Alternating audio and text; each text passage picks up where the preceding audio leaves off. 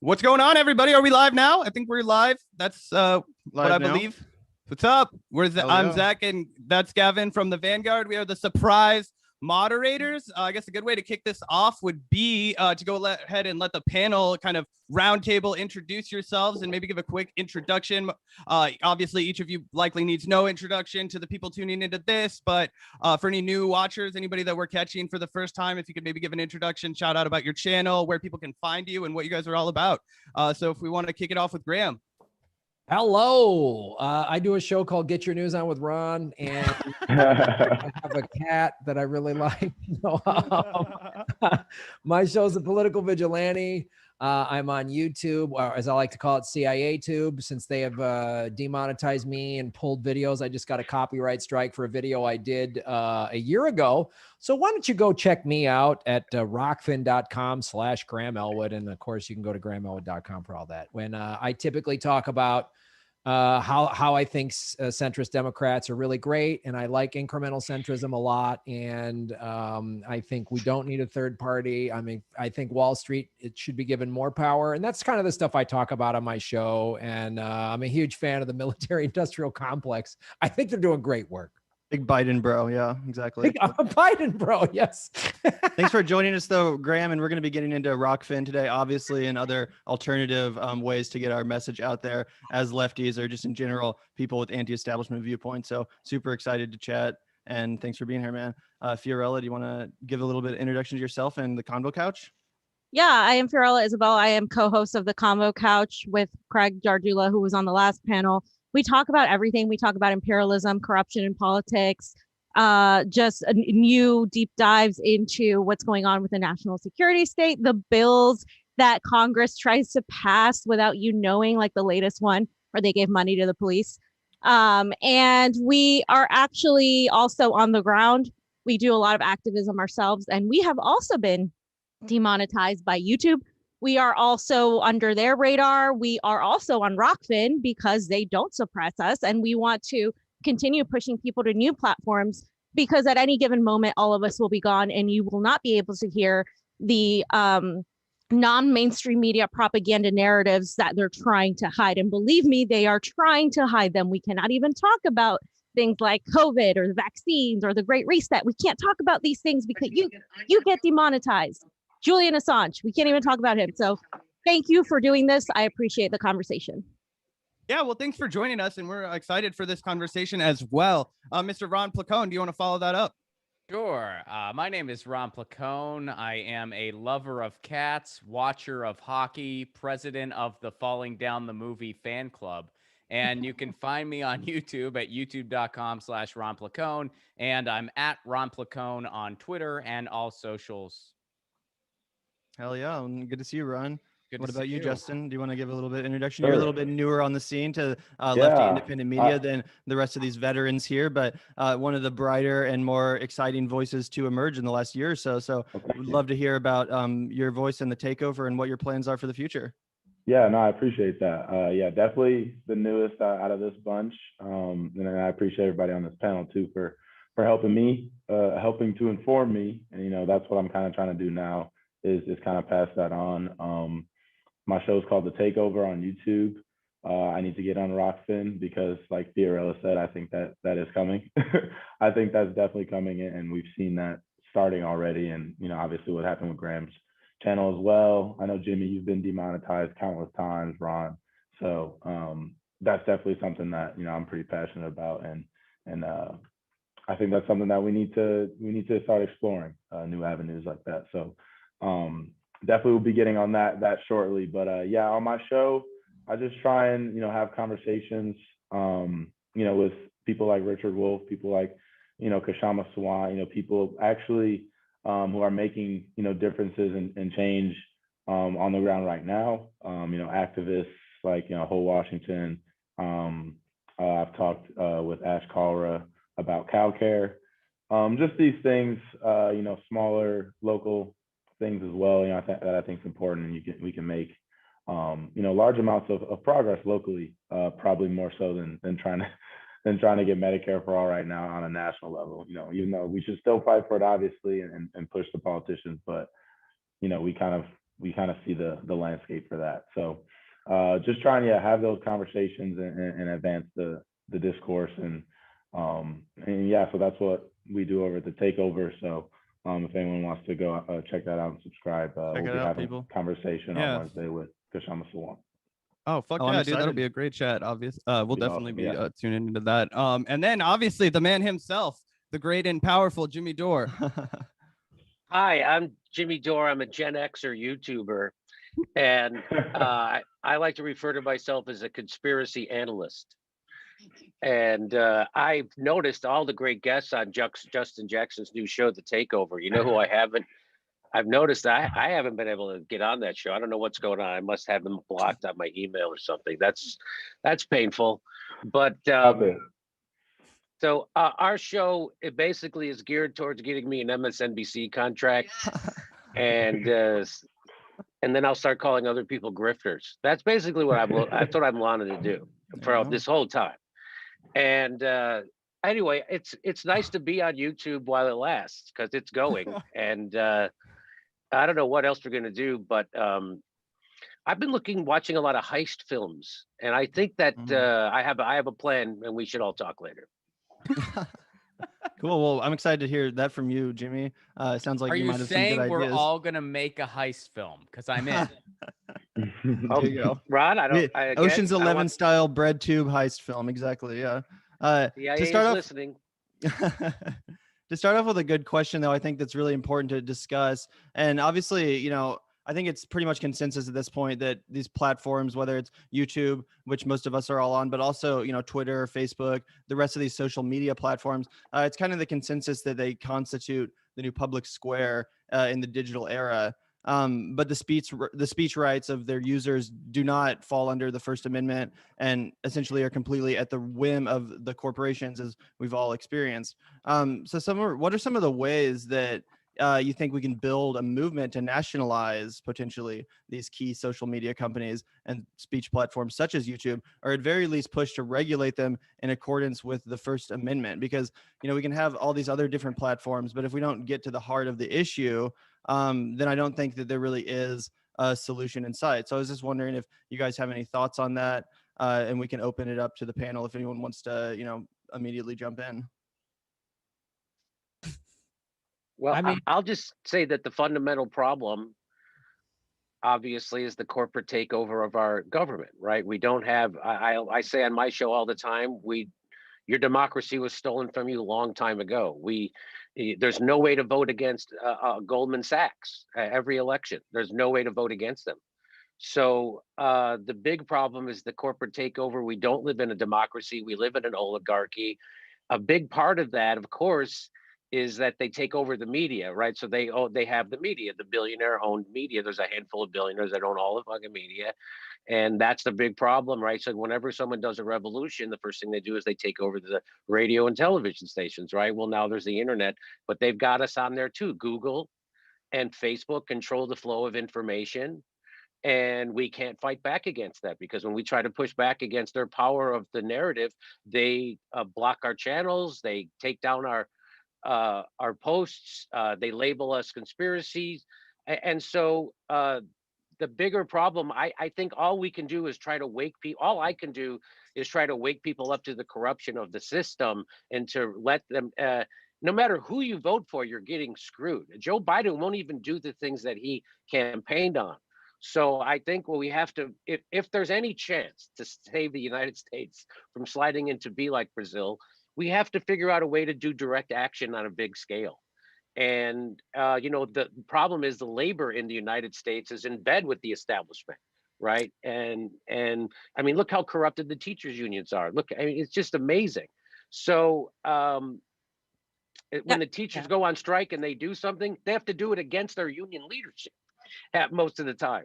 So I think that all I can do is raise consciousness and try to work together with other people to try to, everybody talks about, associations like the DSA, right? And that, I think what Force the Vote reveals, that the DSA is just another pretend organization that is sheep herding progressive energy into a pro-war corporate Wall Street party. And that has to end. When we decided to do Force the Vote, we got 150,000 people at a town hall, which is 50,000 more people, and the DSA has members. So people are ready for something. And this isn't against the DSA membership. We're just talking about what we need to do is we need to wake people up, raise conscious. We have to do consciousness raising. We have to do direct action. Jimmy, and I'll stop there. Would you agree that a movement for a nationalization, or at least a regulations of these social media companies like YouTube, in order to force them to act in accordance with the First Amendment, would you agree that that movement would be part of that broader movement you're talking about, and part of that awakening? Because if it weren't for shows like all of these, then I fear that we won't have these voices leading that charge. Well, what I'm trying, yes, I agree with what you said. I'm trying to get people to realize that right now, social media and YouTube is akin to what the telephone was 50 years ago. Right. So, if you couldn't cut off somebody's telephone because you didn't, they couldn't cut off the Klan's telephone. They couldn't cut off the Black Panthers telephone, Right. So that's seen as a utility. So because you can't live in modern society without a telephone. Yep. Right. You couldn't live in modern society without electricity. You can't live in modern society anymore without the access to social media to amplify your message. That's how people communicate. That is the town hall. And so I'm trying to get people to realize that you can't cut. So to cut people off from YouTube or Twitter or Facebook is akin to cutting them off from their telephone. And I think that would be the move to make them public utilities, and that's what they should be. I totally agree with that. And does anyone here have any ideas about the best way to build that call or build that movement to make that a reality? Well, I just wanted to... Go ahead, Fee. No, I just wanted to say, in order for that to happen, people need to realize that we live in an increasingly authoritarian environment, and right now, just the thought of speaking out against the state propaganda narrative deems you a conspiracy theorist, and a lot of independent media doesn't really touch on those subjects, and they don't really actually go deep enough in them to actually expose what's going on. And of course, I'm talking about the usual suspects, but it's in that fight itself is to understand that if we don't have a free press and we don't have free speech, and we don't, because Julian Assange is still in Belmarsh prison awaiting extradition for exposing U.S. war crimes. And because of that, all of us are obviously the next to go. And it's not just us, it's everybody else. And when you realize that we live in an authoritarian state where we can't freely express ourselves or even question anything that's going on, and we have a limited time, then the fight needs to also be just extremely amped up as far as what we're discussing here. Because if we can't question things like COVID, if we can't talk about other solutions besides the vaccine, if we can't talk about things that we should be able to talk about, and if that makes us conspiracy theorists just to even mention something regarding the elections, and even if we don't agree with it, we are our own worst enemy. And of course, I'm nationalizing the these platforms, which have become the modern day public square, is a way to do it, but they're not going to let us do that. They're like, there's no electoral way to do that. It's not like the squad is going to say, all right, let's vote on this. Let's bring this vote to make sure all of your civil liberties are protected, because they're protecting theirs. The squad just pushed $2 billion for protection for Capitol Police, for themselves, for security measures, while simultaneously taking away your rights. And if we don't point that out, right, if we don't go deep into the legislation of what does this mean in this state of authoritarianism, then we're doing ourselves a disservice. And I think we have to understand, like, we are the people that are going to lead this movement. I mean, all of us, we have a platform. We need to lead and speak out on this, because people need to realize how critical the situation is, so they do get out in the streets, because we're not going to vote our way out of this. We're not going to bring in legislation to fix this. This has to come from the public demand. And unfortunately, one of the things that the left has failed at, because you can talk about Marx, you can talk about theory and Lenin all you want, but there's one thing that leftist movements never dealt with, and that is this technocratic panopticon. That is this merging of big tech with our government, with these fascistic billionaires. That is something that nobody nobody could have predicted. And, you know, now with the phone, everybody is a citizen journalist. And so while that gives us power, it also cuts off our medium of communication. So we also have to build outside networks, support outside new forms of media like Rockfin and whatever other platforms there are, whether it's Panquake or whatever else there is, simultaneously understanding that we need to prep for a time where we might not be able to rely on normal communication. So if you don't think it's reasonable to push for like the public regulation of these companies, then what would you suggest the energy be directed towards, just as a movement of people concerned with censorship and free speech? I'm not saying you don't push for it. I'm saying you push for it while understanding they're not going to let you have that. And what do you mean by push for it? Push for it electorally, thinking that you're going to push a politician left? That's not going to happen. Whether you elect Nina Turner, whether you elect somebody else, the system is set up this way. This is how the system is set up. They're not going to simply say, okay, you won. First of all, our elections are rigged. Our elections aren't fair at all. I've studied the elections for the last 5 years. We don't have fair elections in this country. And so for one, so if you think we can vote our way out of this, that's not the solution. The solution is to get people to understand we can't, and to do local initiatives.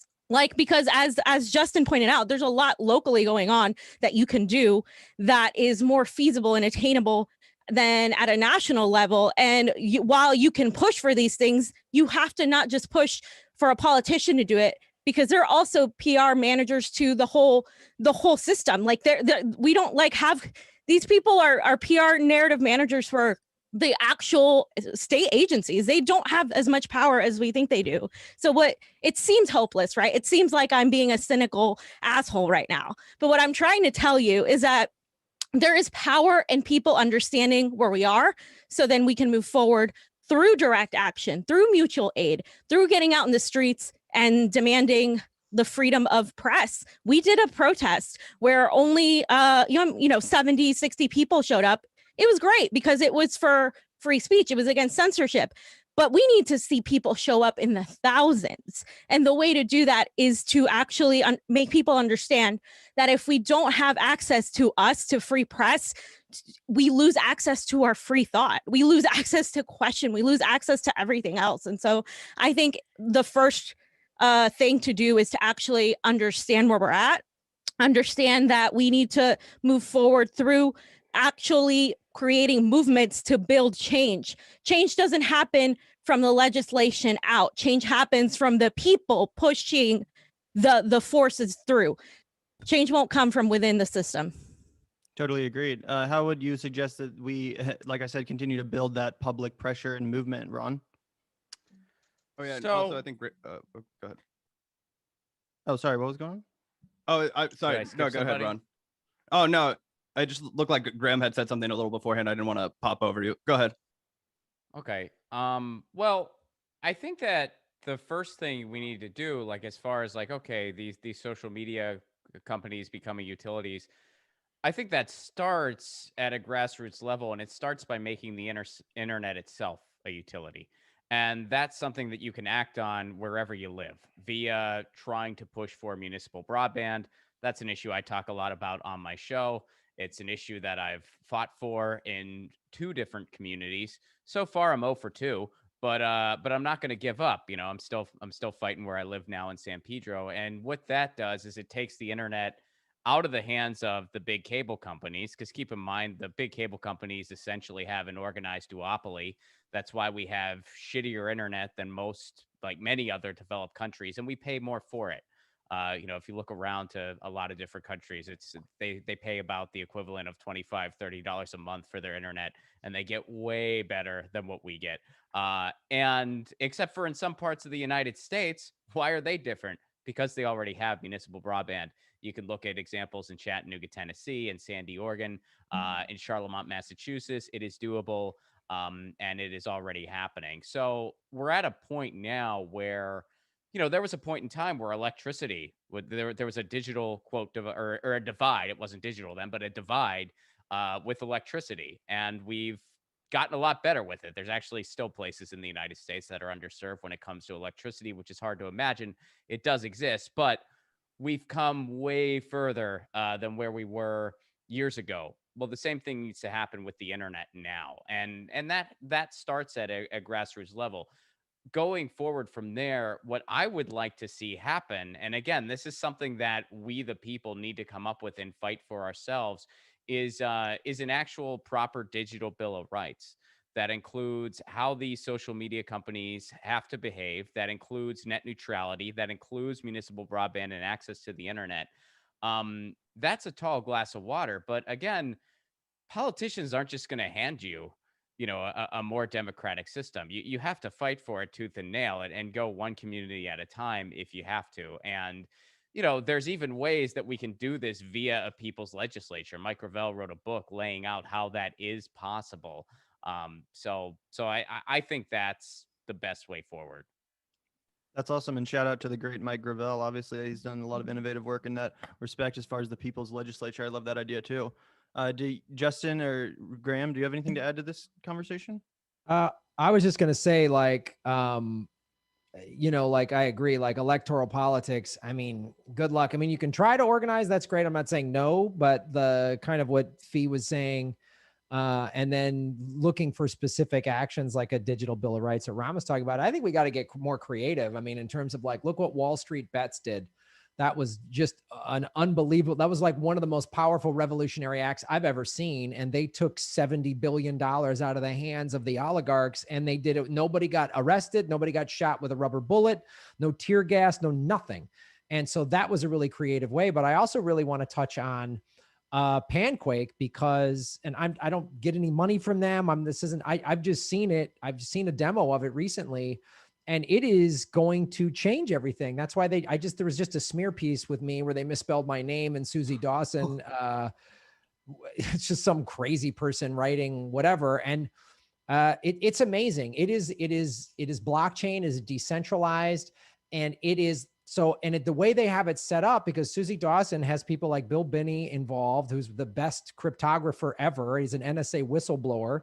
And you've got it set up in such a way that, like, Google can't come in and buy up and then push their tweets out. They can't do that. I mean, just as she showed me this demo, I was like, as a comedian, I'm going to be able to sell more tickets to my fans. Because right now, and Ron and Jimmy know this, you put something on Twitter and it doesn't go to all your followers, and you're just trying to sell tickets or watch my thing or whatever. And so I honestly think it's why Panquake is going to be a revolution. And in the same way, like I think Rockfin, which is blockchain, and they pay us in cryptocurrency, is the future. And Graham, if people aren't 100% familiar with Panquake, can you give everybody the elevator pitch? Sure. The elevator pitch for Panquake, basically it's a decentralized blockchain, open source Twitter or social media platform where they can't, if you're familiar with the blockchain, it's like a ledger that we all agree on digitally. It's and so you can't. So basically, if Panquake kicks somebody off of Panquake because it would only be because they like broke the law, they put child pornography or something like that, and then you can go to the blockchain and see, oh, they kicked this person off for this reason. It's not just like, well, wait a minute, I tweeted out and what happened? I don't know if it's reaching my audience. My audience says I never got a notification, or I follow you on Twitter, I got unfollowed. It's all going to be on the blockchain. So it's completely open source. And it's subscription based. People, oh, I don't want to pay $5 a month. Well, now for $5 a month, you're going to be able to not get influenced. Right now, if like Facebook and YouTube, the advertisers came in and said, no, suppress the Jimmy Dore show, suppress Convo Couch, suppress Ron Placone, suppress Graham Elwood, suppress Justin Jackson, because we want to push Rachel Maddow's nonsense down everybody's stupid throats or whatever. So it's a blockchain, open source, social media platform that is going to be revolutionary, and people can go to panquake.com and donate to it. Susie has a team of people working on it. It's almost done. They just need a little more funding. They're using, crowdsourcing it. So it'll be like Twitter for the people, by the people. and they won't even, the creators of Panquake won't even have control. It'll be on the blockchain. There's no servers that the FBI can come and seize. Like they've set it up brilliantly, because they are whistleblowers who have been targeted by the intelligence community, and they know how they operate. And then when you have when I heard Bill Binney was involved, I'm like, oh, well, they got it then. I mean, this is it. This is like, you've got Phil Jackson drawing up the offense. It's like fantastic. So it's a thing that can revolutionize, because as we all know, okay, we can petition the Squad and the Progressive Caucus and and it's never gonna do it. They're gonna give the war machine more money. It ain't gonna happen. So that's why they should go to panquake.com. Thank you so much for explaining that. I personally am super excited to see the result when it rolls out. I think it's a great idea, and I'm, like I said, just super excited to see the potential. Justin, do you have any ideas about like nationalization of these social media companies, or pushing to regulate them as public utilities before we move on to our second topic? I mean, yeah. I mean, like we said, I think we can, of course, push for these things, right? You know, whether it's actually going to come to fruition in a time frame that's suitable for the gravity of the crises we're facing, that, you know, remains to be seen, obviously. But it's not looking great. So I think things like Panquake, what Graham said, like Rockfin, just these platforms that, you know, give the power back to the people and away from, you know, these centralized forces. I think that's really important. And I think it's important for us as a left to, you know, like Graham said, get more creative, because I think, you know, even things like NFTs, which a lot of, you know, art, like grassroots artists are actually being able to sell their own stuff, right? It's actually giving power back and away from the centralized force back to, you know, a group of people who for so long have, you know, kind of been left out, because there's a centralized force even in art, of museum people, you know, elite museum people who say, okay, this is what this is worth, this is what that is worth, right? So I think we need to start merging with some of these new creative online communities, and kind of bringing them into that coalition, because we don't know what the future is going to hold, and we don't know if there's going to have to be some type of, you know, change in systems, and we're going to have to come together as a collective and decide what we want the future to look like, right? So I think we need to start merging ourselves with some other coalitions to really broaden the left and kind of bring other people who, you know, maybe don't know as much about politics right now, or have ever been involved in politics, but bring them in, kind of using their own language to connect with ours, and build a coalition that way. Absolutely. That's actually a great segue, Justin, into another question that I wanted to get your guys' reaction to. And obviously we were talking about Rockfin, Odyssey, Panquake, these other alternative platforms that are popping up, as I said, presenting themselves in opposition to the censorious and corporate nature of YouTube and these other social media platforms. But they do remain on the fringes, and mostly at this point are catering to an audience of mostly like-minded viewers that are already fairly plugged into these issues. And do you think it's better that we try to build up these smaller fringe outlets, or should we focus on penetrating the mainstream more, so to speak, by trying and working around the rules as they exist on bigger platforms to amass broader support behind our ideas, given the very, you know, limited amount of time we have on certain of these on certain issues? I'm wondering what you guys have to say to that. You can do both. Yeah, I think why not use the larger platforms to attract those people, and attract as many people as you can, while also kind of readying yourself and your audience and us as a community for the potential for YouTube to really just continue to move further and further and further right, like we've seen, right? So I think you can do both simultaneously. Yeah, I think the move that simulcasting, like I said, knock on while we can, simulcasting from what you're recording onto YouTube onto another streaming service like Rockfin, which you can do. Shout out to Ron Placone for showing the Vanguard how to do that.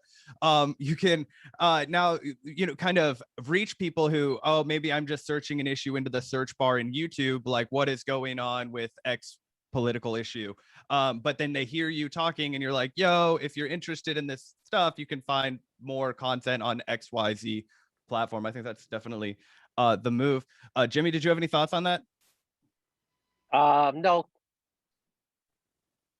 In specific, I was thinking a little bit too about the recent, obviously the movement for the liberation of Palestine, how it seemingly has gained some more traction in recent weeks. And I mean, obviously that's because of the horrific, things that are going on in the situation. But I do feel like part of it has been because it has garnered some more mainstream attention, and this movement has been able to kind of penetrate that bubble a little bit. And I'm just wondering if anyone has suggestions for how, our movements, whether it's, the call to free Assange, or to publicly regulate these utilities, et cetera, how we can really, get that attention, force the mainstream media to cover us a little bit too, so that we maybe do get through to some people that are still on a diet of total mainstream media, which, despite us here being in our bubble, is the vast majority of at least the American population right now. Yeah, I mean, I think there are different ways of doing that. What I see in Gen Z is a lot of them are getting sucked into this kind of like Vosh sort of like understanding of leftism, which is really bad. But TikTok, it needs more of us. We need to figure out how to also talk to younger people in a shorter, condensed way. Like 1 minute, 2 minute videos. I think those are very effective. I've seen, Soapbox do those videos that are also very effective. I think there's room for that. But it's also pointing out, not just criticizing what the mainstream media does and making fun of them, because we could do that all day. I mean, it's so easy to do. It's hilarious because they're so easy. This is why we do what we do, right? Because they suck. But also like covering things they don't cover. For instance, there was this colonial pipeline that only Robert Yeager was covering for the longest time. Mainstream media didn't touch it until now. They're saying that the Russians hacked this their system. So it's kind of like that, like kind of like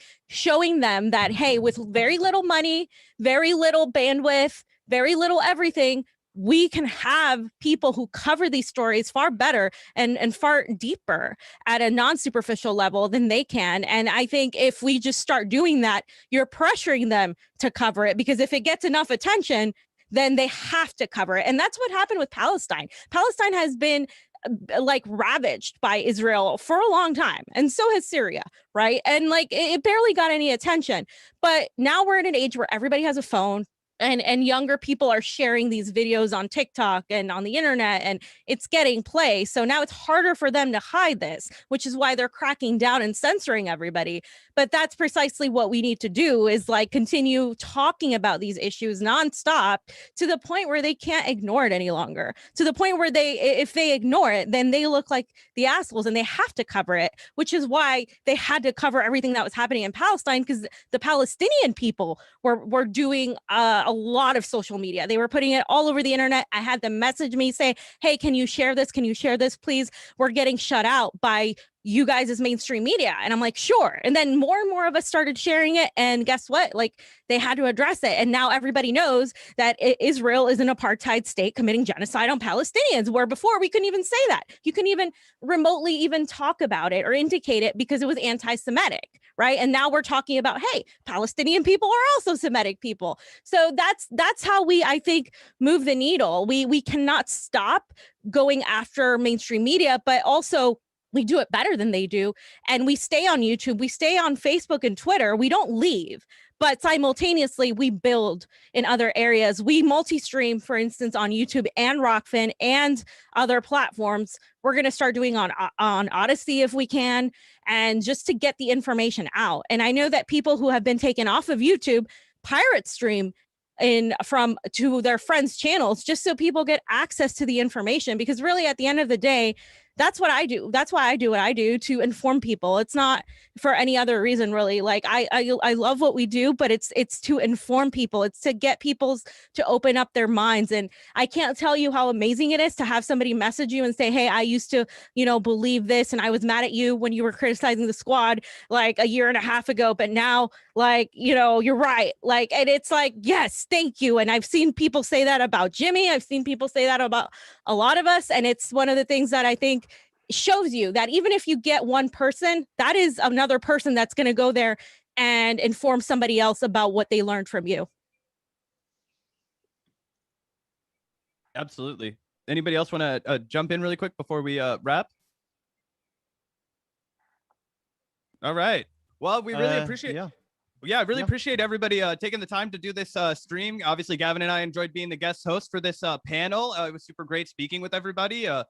Thanks everybody for joining us. Yeah, thanks so much, guys. It was awesome moderating this, and really good conversation, really necessary conversation. Like I said, I'm really worried about the algorithm and the corporate news just pushing all the lefty channels into oblivion, even if they don't totally destroy us, just, basically smushing us down.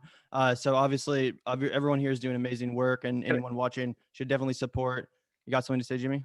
Yeah, can I just say one thing? I hear a lot about, people want to say, hey, stop with all the infighting, right? The infighting's not helpful. And infighting is when people who share common goals disagree on a strategy to get there. Mm-hmm. And what I think we saw with Forced to Vote is that a lot of people actually don't share our common goals. They pretend to share our common goals. And then when the moment comes to act on our common goals, they kneecap it and bullshit us and stand in our way. And because they're not, so that's not infighting. That it's very helpful to illuminate the people who are actually don't share our common values and get them out of the way, because they're, for whatever reason, they're carrying water for politicians and the establishment. And so we saw that with the Intercept. I mean, the Intercept now is just a garbage organization, just like the Young Turks and a lot of other people. So that's not. I just want to make sure I get that message out there, because I see that in a lot of other shows. That'll be a topic. Hey, with the infighting, it's not infighting when you're exposing that these other people don't actually share our goals, and to dismiss them. That's not infighting. Okay, that's all. I just wanted to make that well point. We're a big fan of infighting here at the Vanguard, so well, the thing is we 100% echo that sentiment here. We have to be clear on what the fuck we want and how we're gonna fucking get there, and there's no way to do that if we don't talk about what we're thinking and be clear on what our strategy is, and if we don't call out the snakes in the fucking grass. So appreciate the work that everybody on this panel does, and we look forward to connecting with you all on another time. Peace out.